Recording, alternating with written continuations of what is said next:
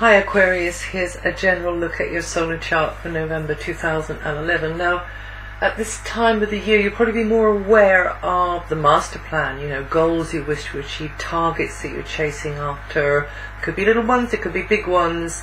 Definitely being aware of perhaps how you appear to others, public image,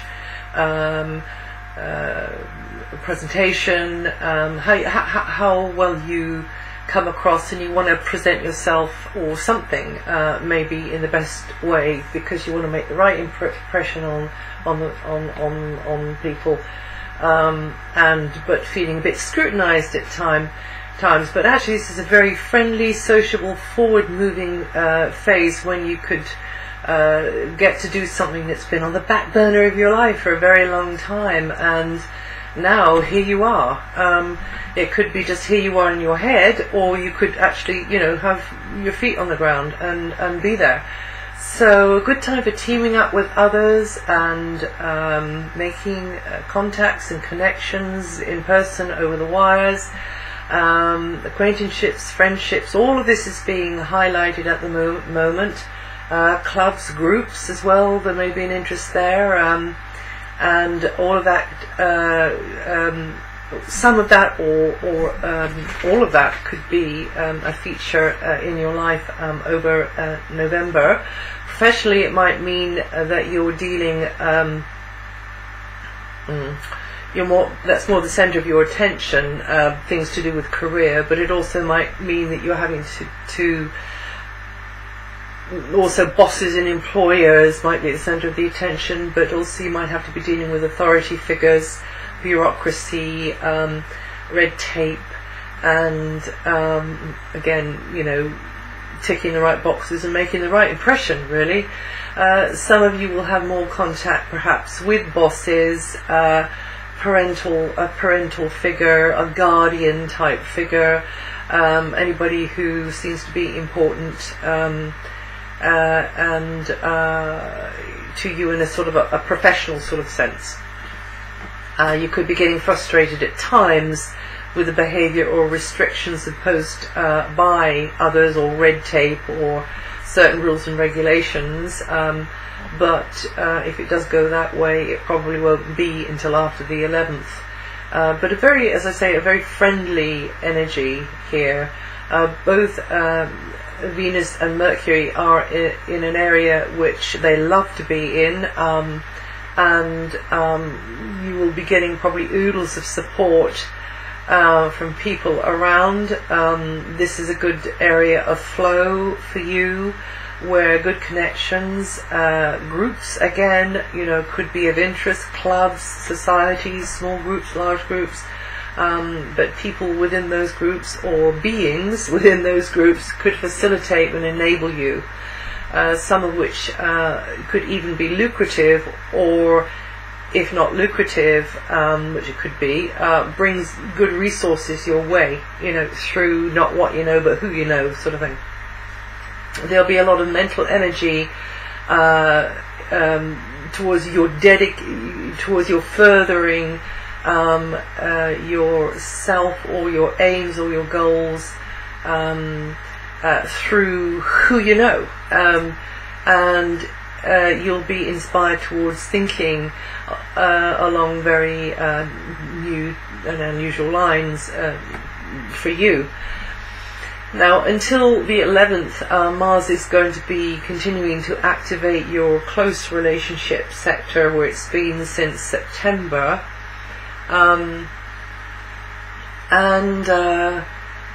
So, close relationships are going to be important, whether they're fleeting ones, long-term ones, professional ones, personal ones. It's just going to be important. Meeting, greeting, be a strong feature.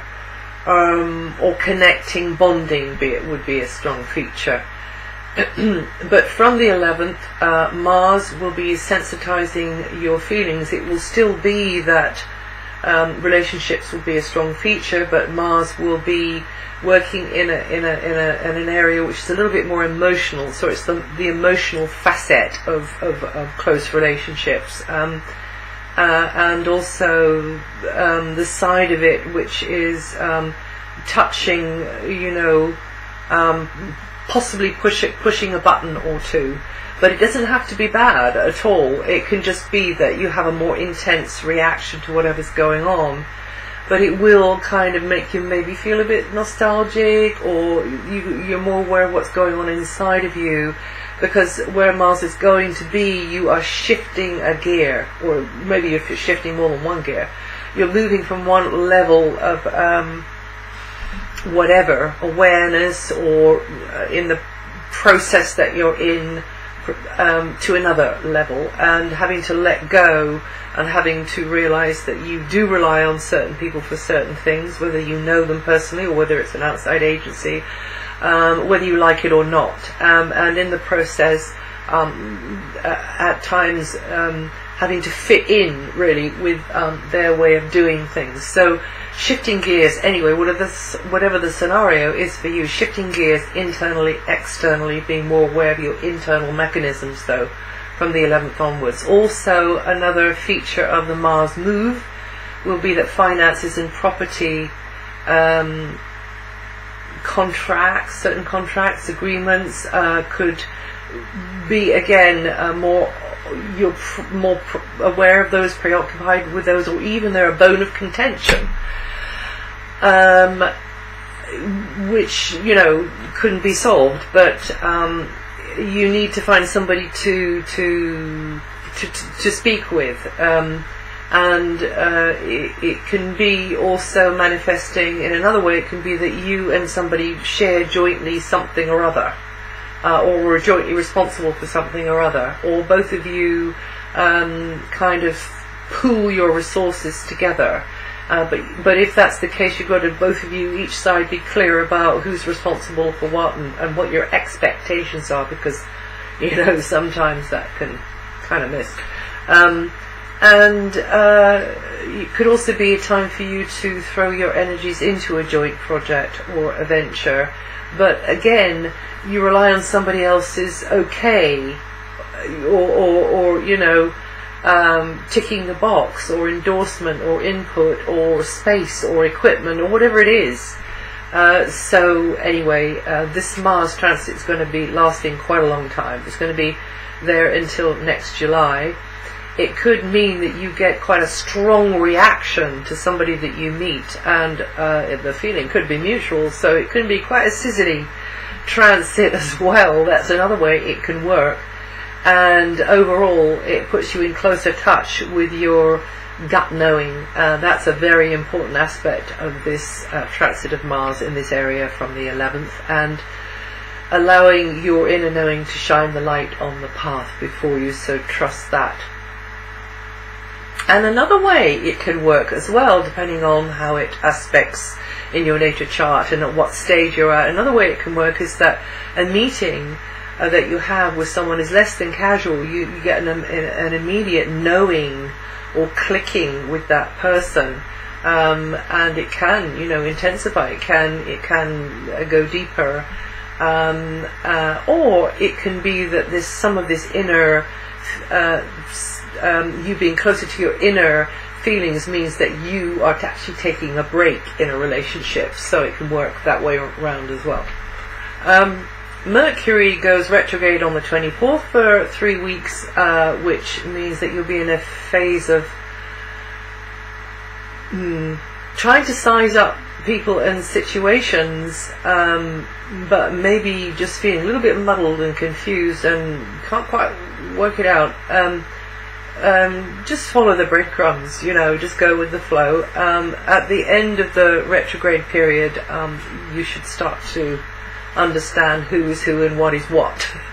On the 25th of November, there's a new moon and a partial eclipse of and a partial lunar eclipse, which is in early Sagittarius, and that could mean a big change, actually, on that day, or just before or just after that day on either side, but also for the subsequent 4 weeks.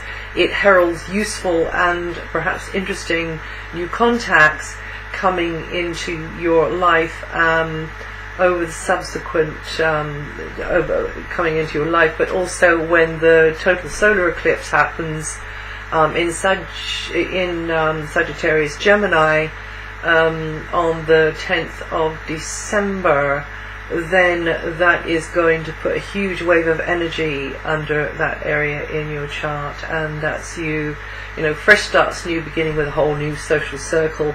Some of you could be feeling this already, because the strange thing about eclipse energy is that it starts to work kind of before the eclipse actually goes off, and then afterwards as well, and more on that later. Now, you can leave this video now, or you can stay on to hear me speaking about the slower moving outer planets. If you leave it now, you can just go to my website if you really want to know anything about how they might be affecting your sun sign this month. You can go to my website and just read it. So the slower moving outer planets, Jupiter is at the root of your chart. That bodes very well for expansion and you learning through doing and experiencing through, you know, the culture you're in, the surroundings you're in, the environment you're in. And also it promises an increased sense of stability and security about, you know, something about that environment. It's very good vibes for home, the home base, domestic setup, family, and where you're anchored inside. It's a nice one to have Jupiter there at the root of your solar chart, at least. So externally your base of operations might be changing, or you could be expanding it, or you know, as I say, relocating as well. Or you could just have intermittent access to the sorts of locations or places that you prefer during this Jupiter transit. Now, Saturn is teaching you many new things. You're on a sort of really strong learning curve, but it needs mental focus from you, because it can be quite academic for some of you, or you are slowly you are slowly getting your head around a new area of interest, if it's not academic, sort of learning the ropes, learning how to play the game. And it can also be to do with communications, wider communications, and you working quite hard, putting a lot of focus into, you know, your brain work and putting things down on paper. Quite serious energy, you know, the Saturn energy, quite serious energy. So putting a larger body of work as well. In general, it can mean that, you know, you want to get perhaps outside of the habitual box that you're in, but you have to do it step by step and kind of wait, and it sort of kind of unfolds very, very slowly. As a matter of fact, you're past the middle, I think, now. Yeah, just past the middle of this transit. Will come out of there in autumn 2012. So you're just past the middle of it, so that might mean that you're beginning to get that new perspective, even though it was hard to sort of get over the obstacles and the hurdles to get into this fresh area, whatever it is I'm talking about. Or maybe you haven't got there yet, if you're in later Aquarius. But as a matter of fact, this transit is really going to help you out, because it's in a very, very good aspect to your sun sign. Careful though that, you know, you don't try to aim too high, too far, too fast, and then you come down to earth with a bump and you might feel a bit embarrassed about it. So you know, Saturn rules time. It's step by careful step, like the little goat climbing up the mountain.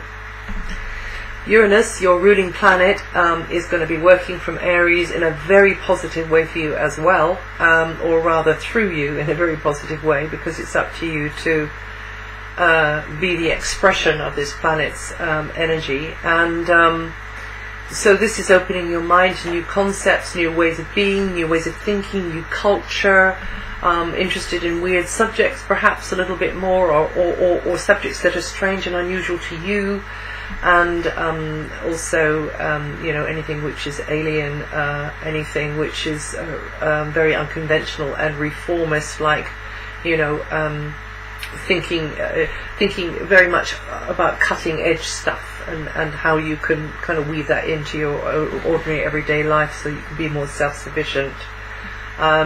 I've spoken before about, you know, we're coming into a time, the nearer we get to the end of 2012, when the smarter thing might be to realise we've got to short circuit money itself, and go more in for some sort of way of exchanging, and being more, as I say, self-reliant, self-sufficient, and not relying on the major lines of supply. In however small a way we can, because, you know, after 2012 and onwards, 2013 and beyond, you know, it's going to be very much a kind of a mix of getting back to basics, but with quite advanced, perhaps, technology at our disposal as well. Now, Neptune has reversed back into the very back end of your sign, so that means that, again, those of you born there at the very end, say 16th to the 19th of February, or the last couple of degrees of Aquarius rising, might mean that you're all pie in the sky, ahead in the clouds, or people think you are.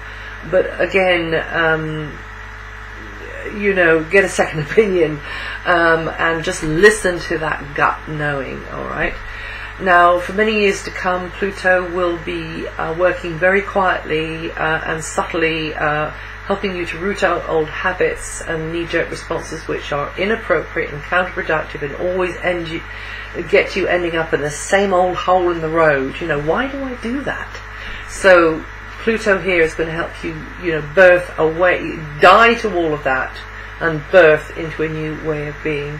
And you Aquarians born January 24th, 29th, or within 4 to 7 degrees of Aquarius rising, are likely to be channeling that vibration this month. And that's it for November. If you know your rising sign and your moon sign, you might want to try listening to that. It could work, it might not. And I'll see you the next time.